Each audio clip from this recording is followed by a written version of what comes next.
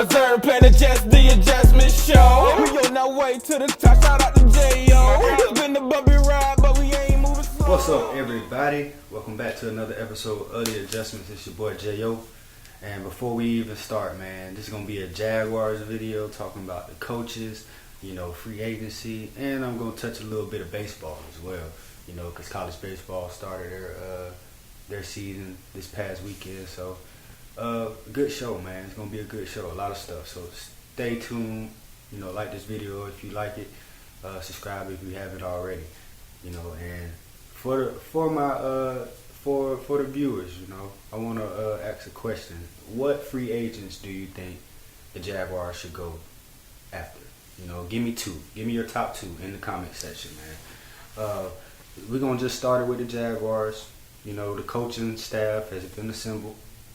Everything is good. Everything's in place.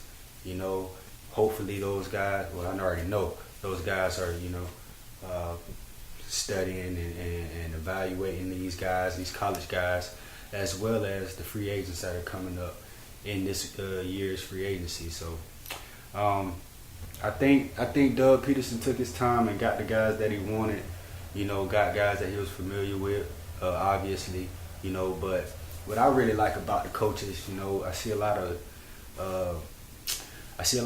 former players, and in my opinion, I feel like former players will teach the game better than, non-players, who didn't play the game and just coming in and coaching in that way. The reason I say that is just because the players are on the field. They went through everything that the players went through. They know what they're about to go through. They know the preparation with it. They know the strain and the stress that, this game causes, So I just think having players, to relate, player coaches to relate to players, especially our young group. We were one of the youngest teams in the league, and for them to look at, former players that did it, and they can look in their shoes or be in their shoes. I feel like that's the best for our situation currently. I can just go through the list. They're great names, man. You probably heard of them. As obviously we got Doug Peterson at head coach. Press Taylor was with Doug Peterson when they won the Super Bowl with the Eagles, and then for about 4 years he went to Indianapolis, coaching for them. And he was this past year. I believe he was a quarterback coach. But Doug Peterson has had him under his wing for the longest. He's talked highly about him, and he's going to be our OC. Doug Peterson does want to call plays, but something he said in one of his pressers is, when you get out of the rhythm, you got to pass the baton. So don't be surprised if Press Taylor is calling plays sometime this year. Jim Bob Cooter. I already like Jim Bob Cooter just because of his name, man. But Jim Bob Cooter going to be our passing game coordinator. He played at Tennessee, played quarterback at Tennessee. He was with Matt Stafford, during his run through Detroit and everything. They giving him credit for what Matt Stafford has done throughout his career. He's made him a top 10 quarterback. Numbers wise, I think he's top 10 right now just because he won that Super Bowl. Definitely. I thought he was top 10 before that as well. But, Jim Bob Cooter is just another guy that we can put around Trevor, and help him develop more quarterback, somebody that has seen it out of the quarterback's eyes. So that's great. Mike McCoy, quarterback's coach, former head coach for the Chargers. He's been in the league, so he's coached good quarterbacks. He's had quarterbacks with the likes of, Peyton Manning, Phillip Rivers. It's just, those are two great quarterbacks. Two of the best quarterbacks that we've ever seen, So I know he has knowledge to give Trevor, just to help him get better throughout the years. Offensive line coach Phil Rosher, wide receivers coach Chris Jackson, tight ends coach Richard Angulo, running backs coach Bernie Parmalee. Parmalee, he's coming back with us. assistant quarterbacks coach Andrew Brenner. He came from FIU, I believe. Assistant wide receivers coach Will Harriger. Assistant offensive line coach Todd Washington. Offensive quality control coach Nick Williams. And Mike Caldwell, former inside linebackers coach for the Buccaneers, is going to be our defensive coordinator. And I really like this. This is going to be his first year as a defensive coordinator.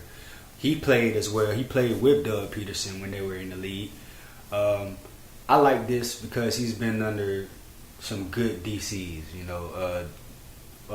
Recently was Todd Bowles, and then he knows the game of the NFL game of football. Like, I'm not worried about how he's gonna call his plays, the philosophy he's gonna have. I'm sure it's gonna be something similar to Todd Bowles, but I think he's gonna come with his own identity. Why not? This is your first time, your first job being a DC. Why not, make your own blueprint, add your own niches to your own system. It's yours. Have the guys play the way you want them to play. So he's an aggressive. I think he's going to be an aggressive guy. He said he's going to be aggressive, blitzing from multiple different ways, and then counter those blitzes by coming another way, that the offense won't see. So I think it's going to be a sight to see what he does with this defense. We definitely need some more pieces on the defense, but we got some guys that we got some staples that we can build around. Bob Sutton, senior defensive assistant, man. Bob Sutton been in the league. I mean, he's got 40 years of coaching experience. He was with the Atlanta Falcons in the 2019-2020 season. Helped 6 seasons with the Chiefs. It's just, he's been in the league for a long time. Bob Sutton, he's a well-liked person, real respected around the league. So, welcome Bob Sutton. Defensive line coach Brinson Buckner, also a player. Outside linebackers coach Bill Shuey, also a player. Inside linebackers coach Tony Gilbert, former Jaguar. Cody Grimm, safeties coach, former player. Passing game coordinator / cornerbacks coach Deshae Townsend, former Steeler. Assistant defensive line coach Rory Segrist. Defensive quality control coach Patrick Riley. And then we got Heath Farwell, who is respected around the league as our special teams coordinator, man. So, and also Luke Thompson is our assistant special teams coach. So that's our coaching staff, man. We gotta wait and see how they correlate with the guys. I think it's gonna be a good year, a good bounce back year. I think we get better. Just off the aspect of Doug Peterson being our head coach. He's at the front. And I believe, he knows what he's doing. I'm going to keep saying it. He got the ring, bro. He got the ring. That is our goal. We got to get the first one, and that's what he want to do. He wants to bring the first one to Jacksonville, man. And I think he's going to do it. I'm kind of chill now, I'm chilling. I'm not too going crazy about what the Jaguars are going to do just because of the man at the head, and, we got certain guys like our quarterback, Trevor Lawrence. We got some pieces, man. We got James Robinson. We got ETN coming back. Not sure what they're going to do with DJ Chark, but I would not franchise tag him. I would try to extend him. But I don't want to talk about people's money, because that's kind of weird to me to talk about another man or what he should be getting. I think that's you need to leave that to the Jaguars. But in my opinion, if I was the Jaguars, I wouldn't give him a franchise tag. Franchise tag is $19 million. A transition tag is $16 million. So the difference between a transition tag and the franchise tag is transition tag. You can go out in the market and find a team who's willing to pay you something. Then the Jaguars can match that. Franchise tag, it's self-explanatory. You're tagged for that franchise. You don't have no say. And so I just don't see $19 million DJ hasn't been too productive. We know he's gonna be a good player. We've seen him have a breakout year, his second year, but he hasn't gotten back to that. A couple injuries and stuff like that. But we know he's good. You can't call him a scrub. We see him firsthand. He's got the height. He got the speed. He just gotta do it some more. Do it consistently.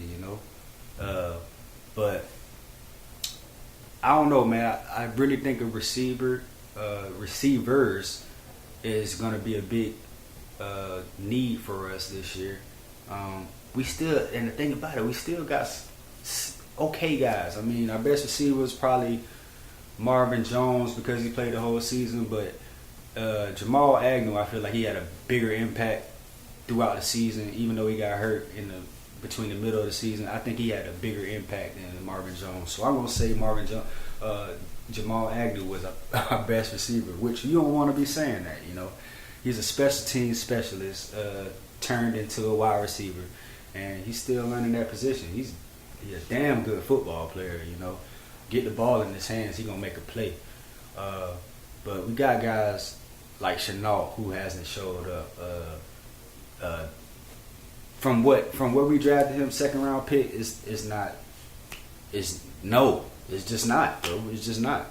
I'm not saying that he's not good. I'm just saying we haven't seen it. We haven't seen the production, bro, from a second round pick. What we think, So Chenault might be out the door after this year. You never know, And then it's just revamping, the offensive line as well. We got some guys like Cam Robinson coming up for free agency. What are they going to do with him? Are they going to franchise him? Are they going to try to extend him? Norwell coming up, in my opinion, I wouldn't even do it because last year he did not play good.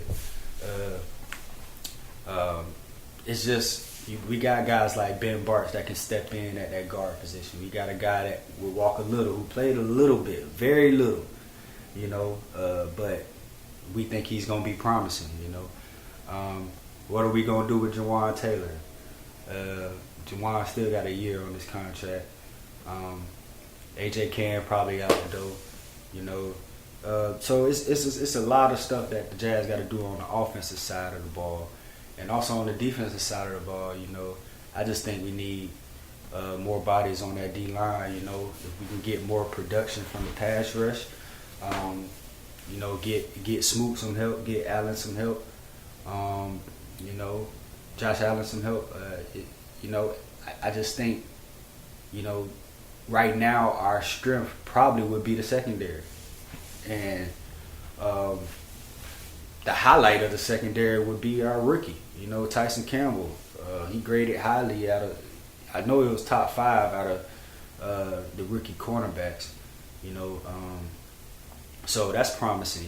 He struggled in the beginning of the year, but he picked it up. We seen that he kept getting better and better each week, and then he started strapping things, not even allowing catches, and allowing a certain amount of yards every single game. Man, he just, he got comfortable, got his confidence, and he started balling, man. So he gonna be promising. I like Shaq Griffin. Shaq Griffin played good this year. Drop picks, but he's a solid corner. I mean, you can't name a lot of people that's going to be better than Shaq Griffin, So our top 2 corners are pretty solid. I mean, add another one, we got something to wreck with, We got Cisco grading in as one of the top 3rd round rookie picks. I know that's 3rd round picks. I know I'm breaking it down, but I'm just saying these are the grades. That he was the top 3rd round draft pick rookie from last year. Any position, he drafted the highest. So I think that's something that we can look forward to. I think Cisco is going to be a ball player. He started playing more as the season went on. He played the most at the end of the year, but I think he's going to be a ball player. We get Rayshawn Jenkins back. I think he's going to be good. He had a good year. He's just a good box safety. Maybe need to be better in coverage, but he's a good box safety. He's gonna make tackles. I like Wingard. Wingard, my boy. He come up. I think he can be a piece You know, it's just on them if they want to sign him or not. I think he can be a piece on special teams. I've been hollering it since I seen him run out there 42 his rookie year. You know, special teams, but he got a role in the safety position, and he's made tackles. He's also made mistakes, but he's made more plays than he's made mistakes. So, wind guard, what are they gonna do with wind guard? So, I think the weakest position on our defense is the linebackers. I think we need more. I think we need more bodies. I think we need a true tackler. You know what I'm saying? We haven't been the same. We haven't had the same linebacker production since we lost Paul Posluszny and Telvin Smith, man. So we need those type of guys. We need those type of tackling machines who can shoot gaps and not miss tackles. Those two did not miss tackles, man. We see our two that we have right now, Damian Wilson. They don't shoot gaps as much. Miles Jack doesn't shoot gaps as much. And they miss tackles, bro. They miss tackles behind the line. And when you miss tackles behind the line, it's most likely going to be a big play, you know. But I don't know, man. I want to go through the free agency, just a couple names in the free agency market, you know, that's supposed to come up. Teams like, you know, people like Von Miller, Brandon Sheriff, Allen Robinson would be nice. Chandler Jones would be nice. Chris Godwin would be nice. You know, you even got offensive linemen here. Nate Solder, solid left tackle. Dante Fowler. Devontae Adams, that's a tricky one. You know, you got Tyrann Mathieu, Teron Armstead, Stephon Gilmore. You know, it's Marcus Williams, Marcus May, Brandon Williams, D tackle. I think that would be a good piece. You know, just a big body in the middle. But yeah, man, it's some guys. Zach Ertz. I think Zach Ertz is going to be a Jaguar. You know, the ties with Doug Peterson, you know, I mean, it just makes sense. It makes the most sense, man. And I think Doug Peterson is going to have a lot more pull than we think, man. Super Bowl winner, like I keep saying, man. So, free agency is coming up. Draft is on the way. I'm going to do another video about the draft later on down the line when it gets closer. But yeah, man, March 8th. Well, today was the first day you could, you know, franchise tag players around the league. So it's officially the start of the 2022 NFL season, man. And they got until March 8th, you know, to tag guys. So let's see what that market, you know, brings us, you know, and what names, you know, actually show up on the free agency market. But this weekend, man, the past weekend, college baseball started up. If y'all don't know, man, my first love was baseball, man. My first love was baseball. Played baseball all the way up until my 10th grade year, and then I started to focus on football my 11th and 12th grade year. Started as a freshman, varsity. You know, I was decent. I would say, if you would ask my parents, they would say my best sport was baseball. And now I say that right now, and that I agree. You know, it's just I miss it now, man. I fell out of love with it in high school. I was more in love with football at that time, but baseball is back. I'm more in love with it than I've ever been right now. I've learned more about the game. You know what I'm saying? And it's fun to even watch, which is crazy, you know. So the baseball season for college started over the weekend, and you know, I watched a couple games, man. A couple teams that stuck out to me was Long Beach State College. The boys hit bombs, man. They beat Mississippi State 2 games out of 3.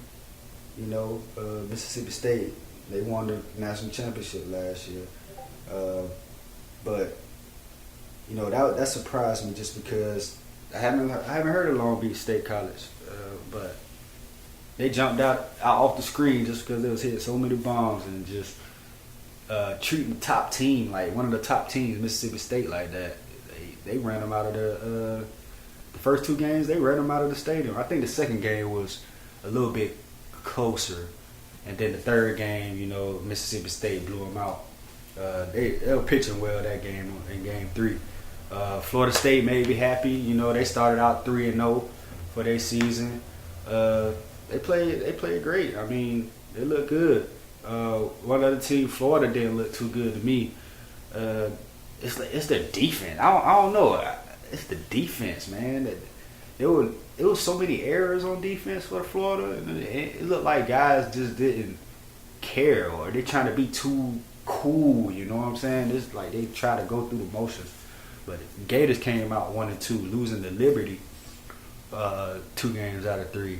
So that was surprising to me. Vandy lost 2 games as well in their 3-game series. I forgot who they played. Oh, Oklahoma State. You know, Oklahoma State looks good. Texas looks Texas, the top team in the nation right now. Texas looks crazy. Texas looks good.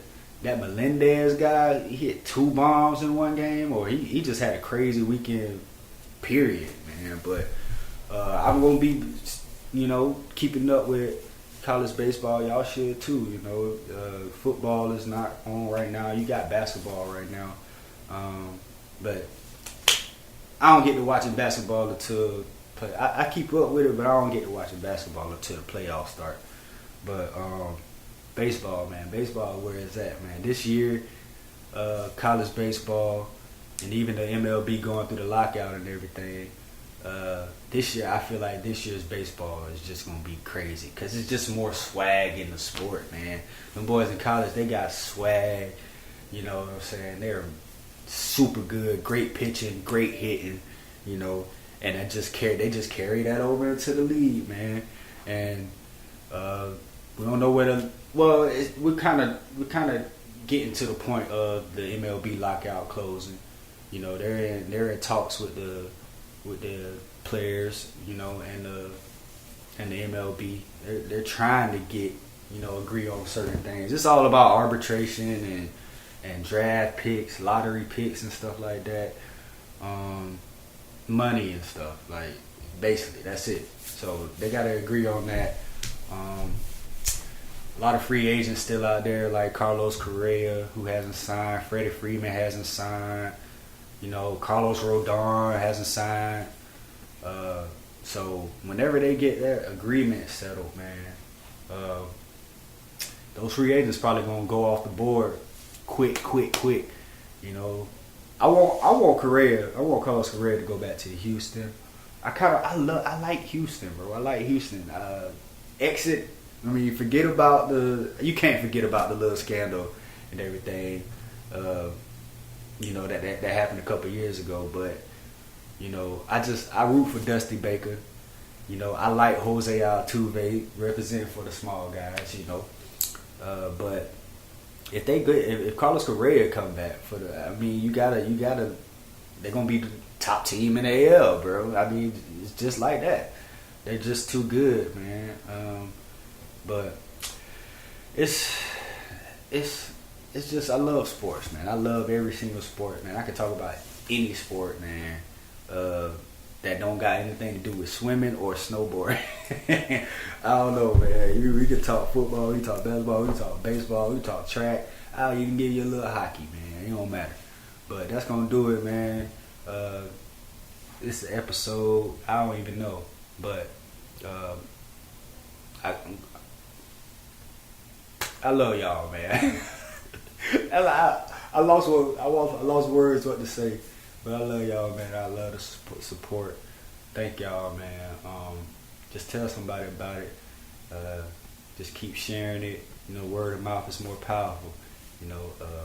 But keep doing what you're doing. Do what you want to do. Do what makes you happy, and adjust.